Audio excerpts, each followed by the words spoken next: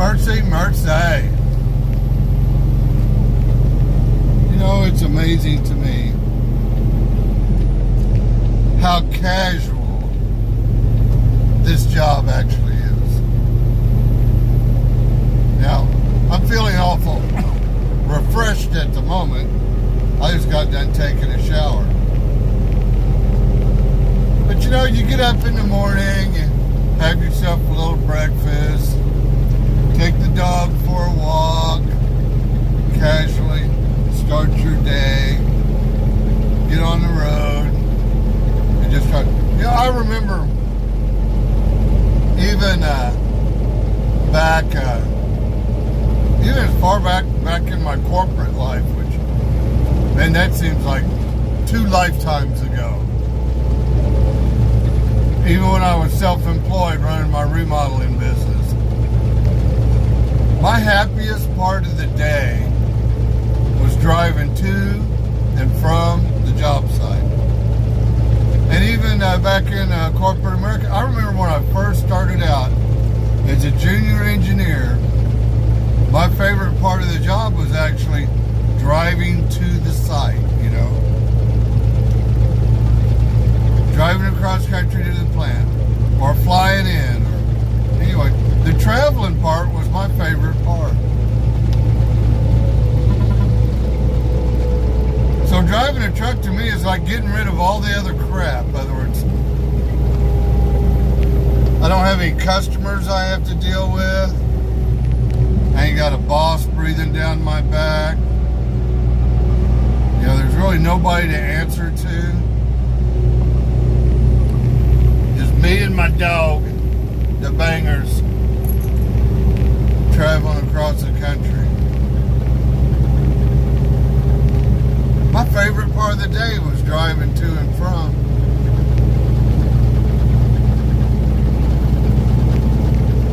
So do what you like, right? I had somebody last week ask me in one of the comments, they asked me, they go, have you ever thought about taking a local job, getting a local route? Yeah, I thought about it for about a half a second. I know a lot of people that are drivers, they want a local job. They want to go home every night. That ain't me. I want a local job like I need a hole in the head. I want to go somewhere different. I don't even want a dedicated route. I don't want to go down the same highway every day. To me, that sucks.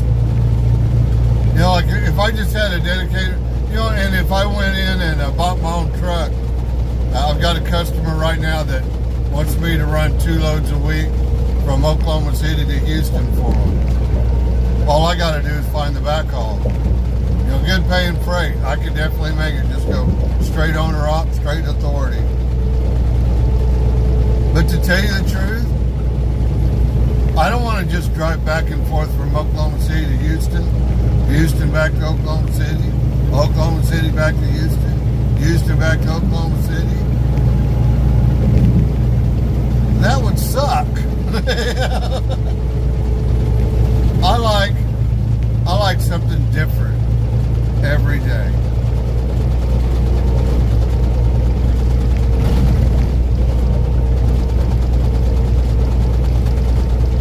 I don't know if it's the challenge of going across country, or it definitely is a view. I like different things. You know, down south it was 100 degrees, man. It was burning up. And I'm still about 200 miles south of my destination. It's already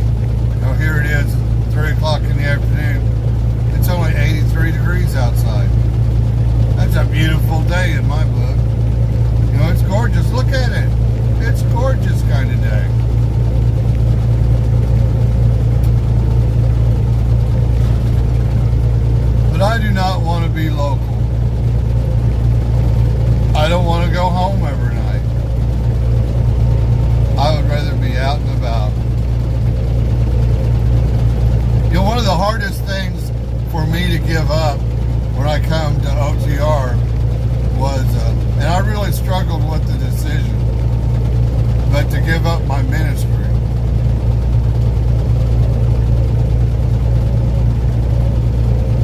I prayed on it,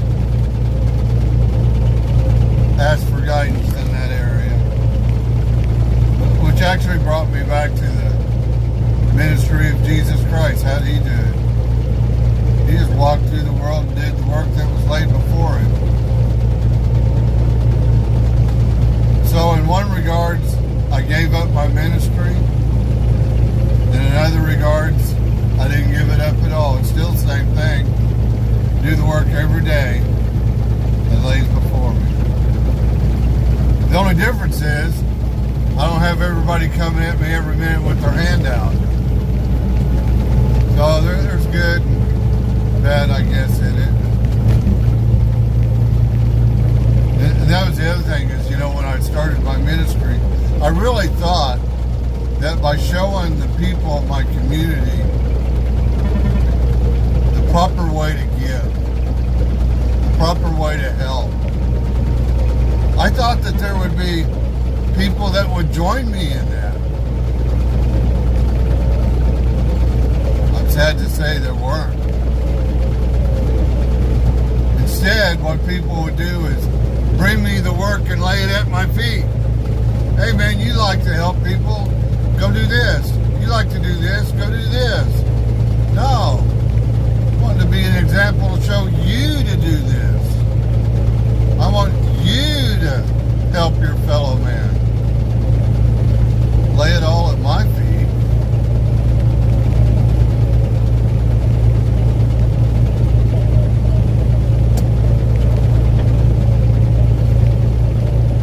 Anyway, yeah, I don't want to go home every day. I really don't. But someday I probably will.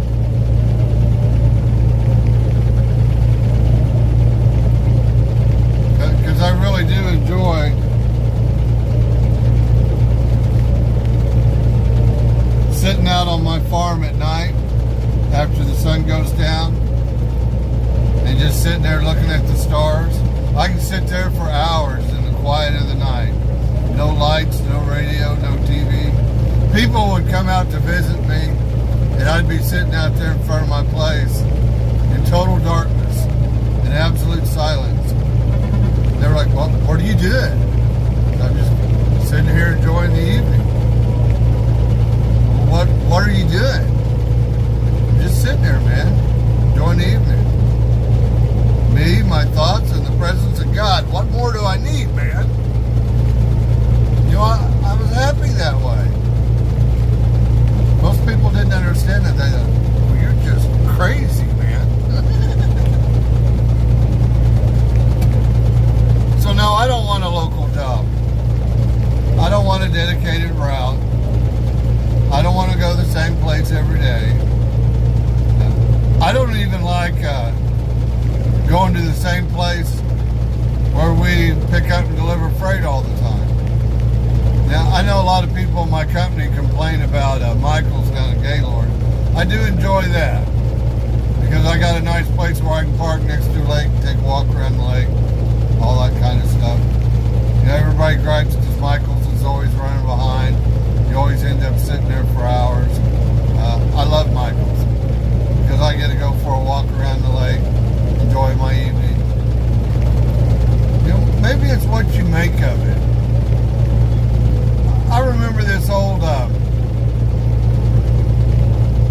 Twilight TV series, The Twilight Zone, right?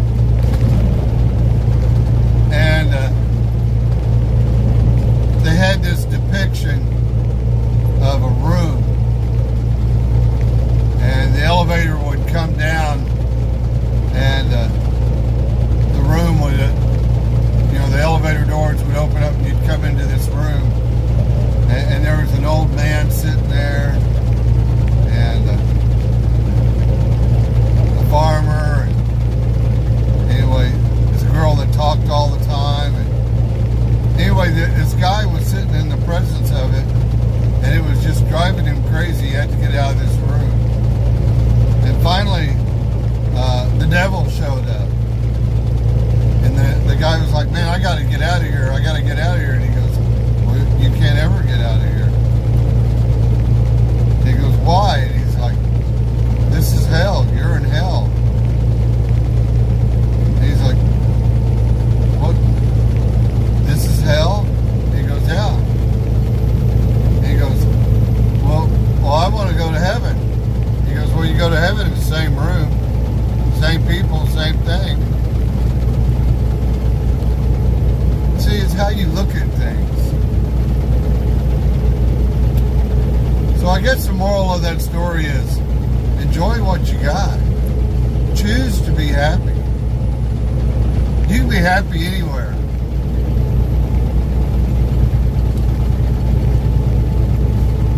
If you're not happy in your life, I'm going to tell you it's not your house. It's not the car you drive. It's not how much money you got. It's none of that. That's not where your happiness comes from. Maybe that's one of the lessons in life. Maybe that's the reason why we're here. Well, I know the reason why we're here is to choose. And I have people tell me all the time, when they say, well, what's the purpose of life? And I say, you're here to choose. And they go, well, I don't believe in God. Okay, you don't have to believe in God. But you're still going to choose. With every breath you take and every step you take, you're going to choose. And that's the same thing about happiness. Heaven and hell, you're still going to choose. You're either going to choose to be good or you're going to choose to be bad. What kind of vibration are you putting off in the universe? Think about that.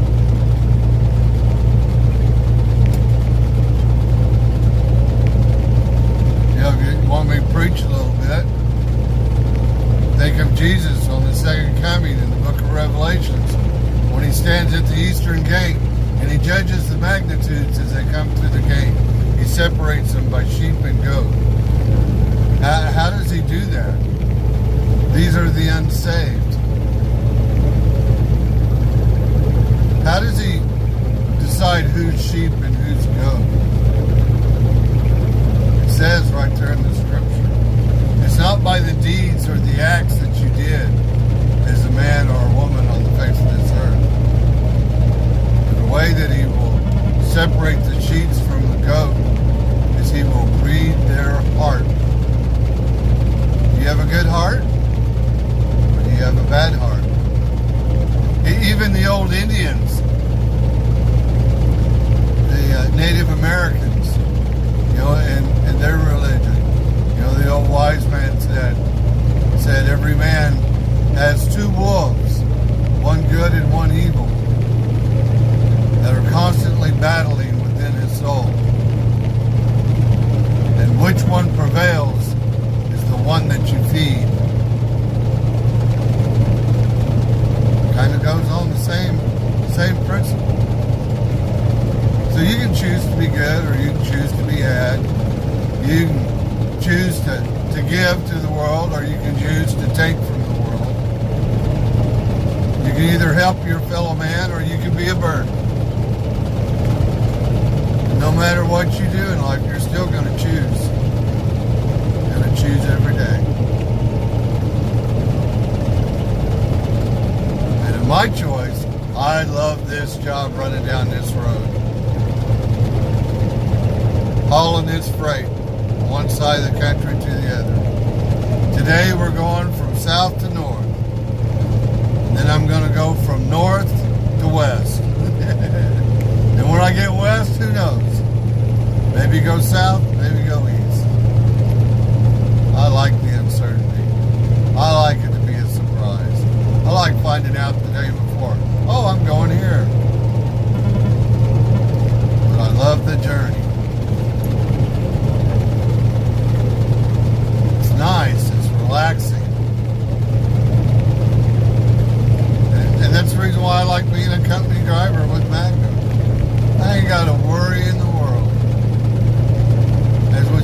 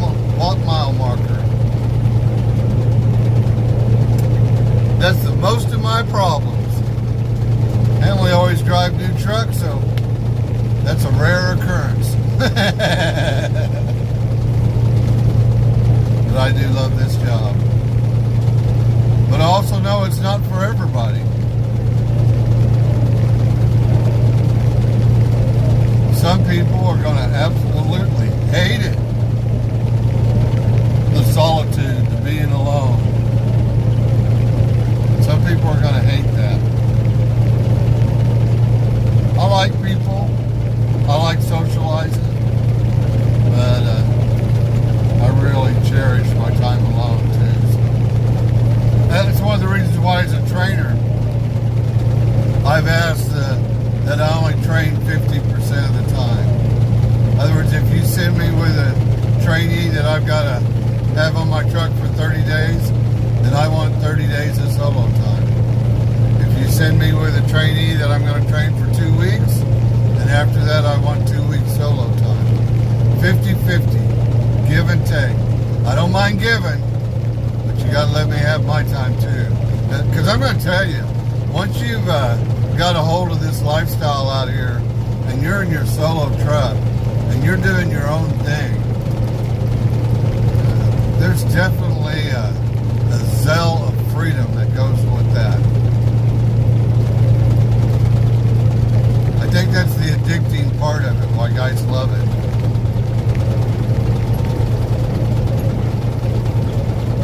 It's all about choices, right? You either choose to love it or choose to hate it. You know yourself better than anybody. Choose wisely. Whatever you enjoy doing, that's what you ought to do for a living. You ought to wake up in the morning and just can't wait to go to work.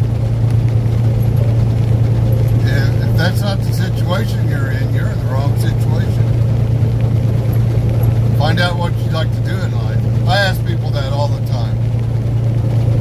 You know, if you weren't here on this job and you could do anything that you wanted to do, what would that be? I asked a young lady that very question yesterday. If you weren't here, she was a waitress.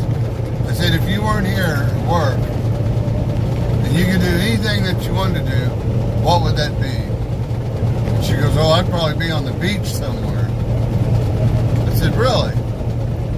I said, why aren't you there? And she goes, well, I got to work. I got to make money. I said, you could do that on the beach. And she goes, well, that'd be pretty hard. Well, if you want to make it hard, it could be. But I know guys that have gone to the beach with nothing, and they get them a job with one of the boats hauling tourists around, giving them parasailing rides or whatever. They save up their money and they buy their own boat. Before you know it, they're making a couple of grand a day, working on the beach, hauling tourists around with a parasail.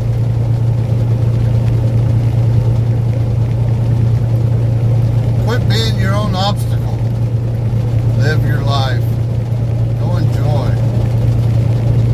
You know, the reason why I drive a truck is because I got to experience driving a truck back in the 80s and 90s, and I loved it so much. I said, if I ever get to the point where I'm retired, no longer anybody counting on me at home or whatever, and I can do anything I want to do, I'm going to jump in a truck and drive OTR. So I'm not out here because this is the only job I could find. I'm out here doing this because this is what I want to do. What a great retirement gig as far as I'm concerned. I get to do what I want to do every day, and they pay me for it. To me, it's just crazy.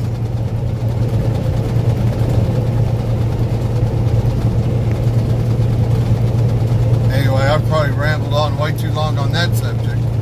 And I'm sure I'll shoot a little bit more video as we go along. I got to deliver this load here this evening. So I'll catch up with you good folks in a bit. Well, we are backed in our door. Our appointment's at 11:30. It's 10:43 in the evening. And we are backed in the door. Seal broken, doors open. Chalked the tire, took the red line off. Checked in with the receiver. And as soon as we get that unloaded, we'll be out of here. This is one of those receivers that, you know, like my appointment was at 11 o'clock, but I know that they do the cattle call at 10. If you don't know what I mean by a cattle call, what they'll do is they'll give you a delivery appointment 10, 11 o'clock, right? Well, it's because they open the gates at 10. And it doesn't matter if your appointment's at midnight, 2, 4, 6, 7 o'clock in the morning. It don't matter. Everybody gets in the gate at 10. First come, first serve. Well, like this receiver here, you can see those trailers that are a little bit close. Now, the video doesn't even do it justice, makes them look like they're out there, but they're exactly one truck width from me to that trailer in front of me. Which, not an overly tight hole. I mean, it's doable, but it's dark in here. Now, in front of me is light on that side, but the side that the doors are on is dark. And I actually backed into, I'm supposed to be in door 39, and my first back, when I backed in, I ended up in door 40, so I pulled it out and had to readjust, come back into door 39. I don't do it that way every day. But anyway.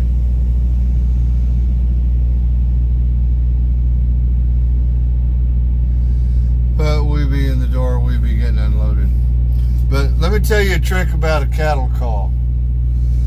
If it's a receiver that does a cattle call, everybody in the gate at 10, everybody bunches up and lines up outside the gate. And what you want to do is you want to be one of the first ones in. If you're one of the first trucks in, you won't have anybody on either side of you. It makes for an easy back. So every place I go that has a cattle call, and this one's really not too bad. I mean, we got a good 2 feet in between each truck. Some of these receivers, man, when you're backed in, you can't even get a truck door open in between the two of you. They're so tight. And so to make it an unstressful kind of day, I like to be one of the first ones here.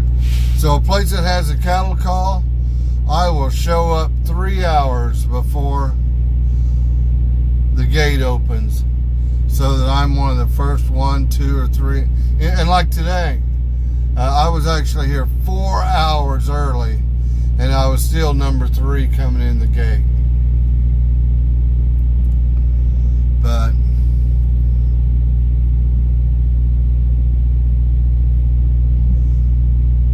third in the gate, second one in my door. Yeehaw.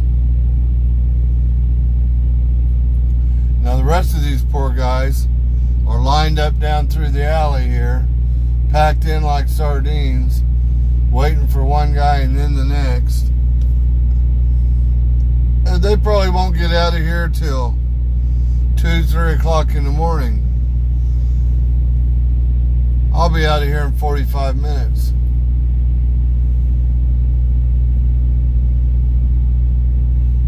But this is welcome to the life of pulling a reefer.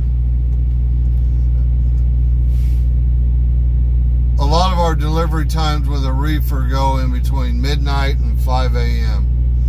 So whenever you're making a delivery, you have a broken night's sleep. Come in, catch 2 or 3 hours sleep,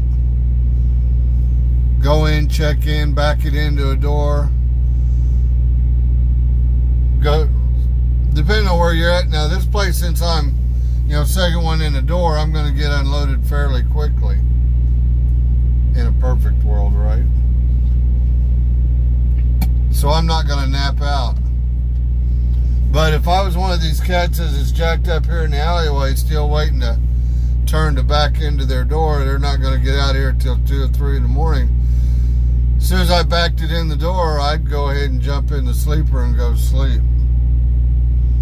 And just in case, I'd set my alarm clock for 4 o'clock in the morning.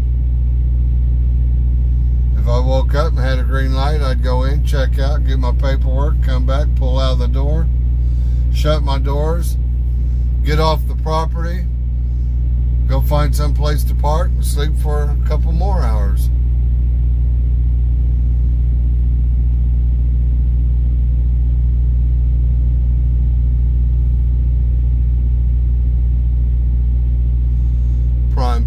nice job here. Nice, easy, and slow. Just trying to get under it just a tad early. He corrected that maneuver.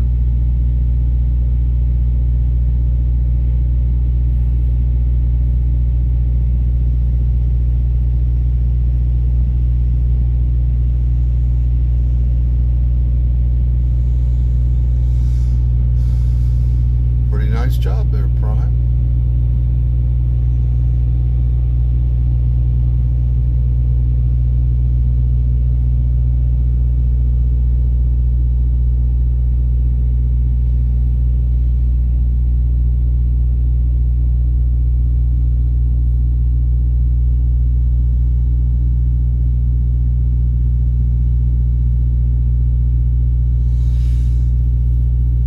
So you get to see a little bit of the shenanigans that go on at the receiver. Everybody's on the cattle call, coming in like a herd. We're all dropping at the same time. It's crazy. Also known as a mouse house.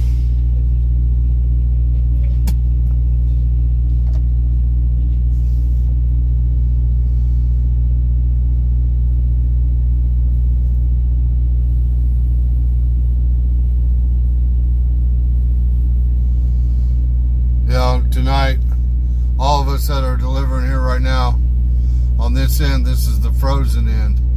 We're all coming in here at -10.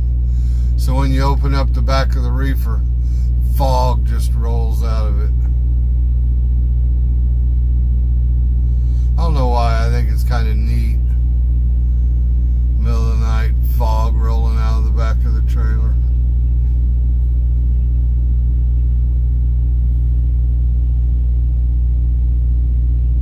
But anyway, I won't let this video go too long.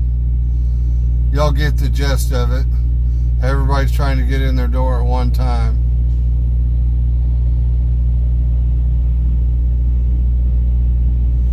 Trucks coming in. The receiver's truck's going out.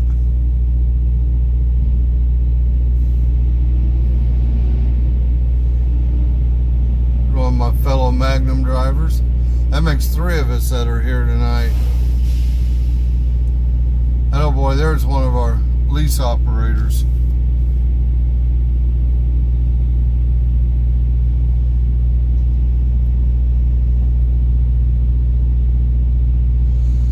Two doors down from me, I got my buddy Eric. Shout out to Eric. But anyway, we'll stop this video here. Y'all see what we're doing. We'll probably shoot another video before the sun comes up. Well, my next load is 2 hours away. And I can pick it up at early as 7:30 in the morning. But I've still got another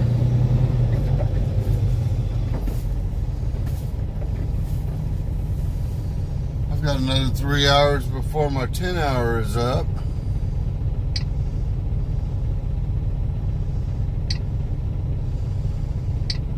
So I am empty. I just logged on to personal conveyance.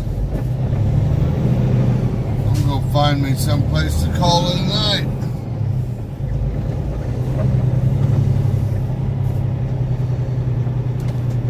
See, I got about 3 or 4 hours sleep right there. I'm gonna find me another place to get 3 or 4 hours of sleep last night. Right there's one of my fellow Magnum drivers.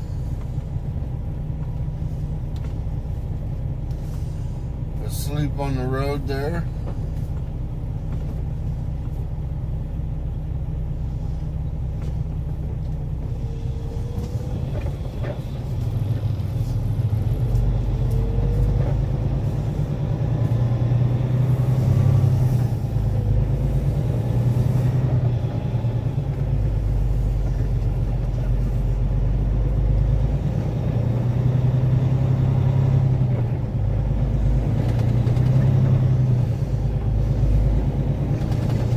know if he had enough room there for me to squeeze in between them or not. I'm not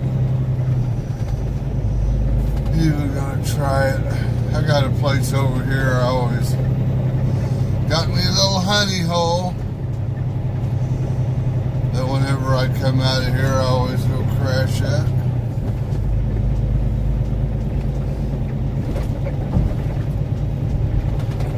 So that's what I'm going to do. I'm going to run around the corner here, park it, call it a night, sleep for 4 hours,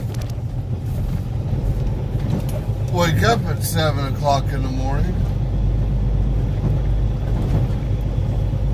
then I'll go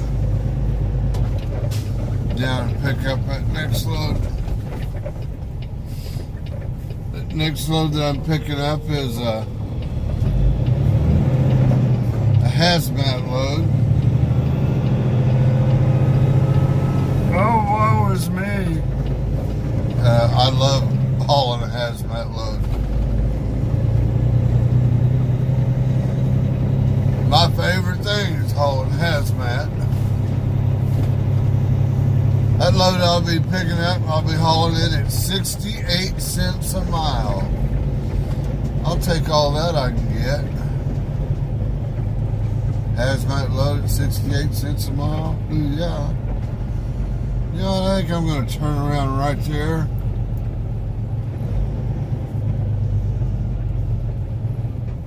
And park right back there. I wonder if I can get in there.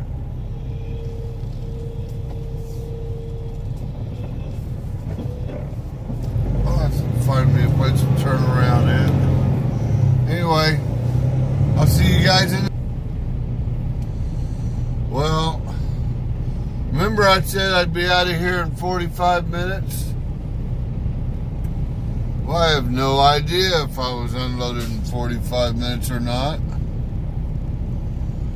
because I fell asleep. Now, you wouldn't think you could go to sleep with a reefer unit running and a forklift running in and out of the back of your trailer. But hey, you get used to it, right? Well, I definitely crashed out. Woke up, it was 3 o'clock in the morning. Walked in and got my paperwork. But apparently I'm not the only one. Looks like I got a whole line of trucks here. Everybody looks like they're asleep. Everybody's asleep in the door. Let's take a look here.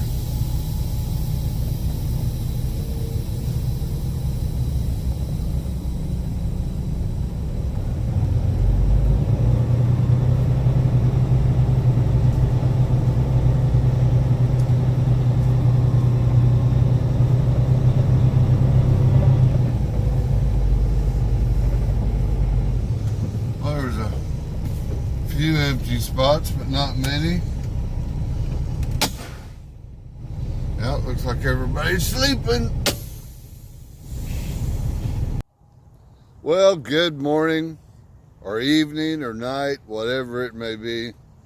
Really doesn't matter when you drag reefer. As you can tell, it is 7:30 in the morning, and we're getting ready to start our day. Now here, look. This is the way Bangers is starting her day. Yep, first thing we do in the morning, I have my little vinegar, honey, lemon juice cocktail in the morning to start the day. And then I take my dog for a walk, let her go play in the grass for just a little bit. But, man, I'm ready to go. Hey, Bangers, you ready to go? Apparently not. Look, I just lost a dog, man. She's up there going to take a look over the top of that hill. But anyway, that's a regular night in reefer. That's not unusual. That's kind of how the way that works. You know, you go off duty, you're on your 10 hour, and go in and make a delivery or an unload in the wee hours of the night, and then come out and park within a mile of the facility and get the rest of your sleep. So, you know, every other day you're making a delivery. One thing nice about reefer is they're generally longer hauls than what most of the dry vans get. You know, most everything that I pull is going to be 1,100, 1,400 miles. Every once in a while I really score and I get those 2,800 mile runs. But reefer is generally a little bit of a longer haul. Makes it a little bit easier for you to get those big miles. Matter of fact, it's pretty easy to always get 12,000 miles a month. Last month my numbers were really low. I didn't quite get 11,000 miles for the month. That was highly unusual. There's a couple of factors in there that caused that. I almost always get 12.